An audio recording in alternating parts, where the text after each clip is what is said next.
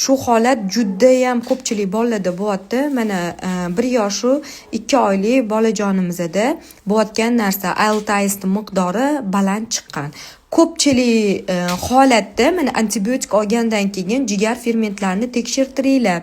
Bular bu IELTS testini topshirishdan oldin 5 kun antibiotik olishgan, undan keyin topshirishsa bolada hali o'zgarish bo'lmagan, voy IELTS testiga qarashmasdan yana antibiotik yana olishgan.